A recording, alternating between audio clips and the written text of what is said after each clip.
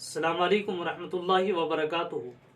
معزز سامعین کرام، بہت سے لوگوں کو پیشاب کے قطرے آنے کی شکایت ہوتی ہے اور بہت سے لوگ یہ پوچھتے ہیں، جیسا کہ مجھ سے بھی کچھ لوگوں نے پوچھا تھا کہ اگر پیشاب کے قطرے آ جائے، چاہے وہ ایک قطرہ آئے یا ایک سے زائد کچھ قطرے آئے، کیا اس صورت میں غسل کرنا پڑے گا یا وضو کرنی پڑے گی؟ تو یہ بہت اہم مسئلہ ہے اور اس کے بارے میں اکثر لوگوں کو معلوم نہیں ہو پاتا، اس لیے میں نے سوچا اس پر ویڈیو بنائی جائے۔ میرا مقصد یہی ہے تاکہ میں اس پر ویڈیو بناؤں، آپ حضرات کو بتاؤں، پھر آپ کی ذمہ داری بنتی ہے آپ میری اس ویڈیو کو آخر تک سننے کے بعد اپنے دوستوں تک شیئر کریں، اس کو زیادہ سے زیادہ لوگوں تک پہنچائیں تاکہ دوسرے لوگ بھی اس سے فائدہ اٹھا سکے۔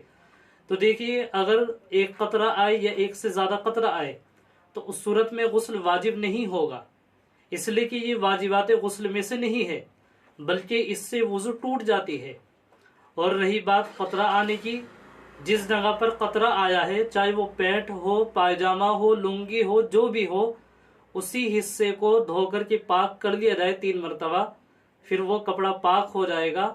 لیکن یہ بات اچھے سے سمجھ لینی چاہیے، غسل کی ضرورت نہیں ہے، بس صرف استنجا کرنے کے بعد وضو کر لی جائے، یہی اس کے لیے کافی ہے۔ امید ہے آپ کو سمجھ میں آ گیا ہوگا۔ اگر آپ کو اور بھی کچھ پوچھنا ہو تو آپ کمنٹس میں لکھ کر کے پوچھ سکتے ہیں۔ السلام علیکم ورحمۃ اللہ وبرکاتہ۔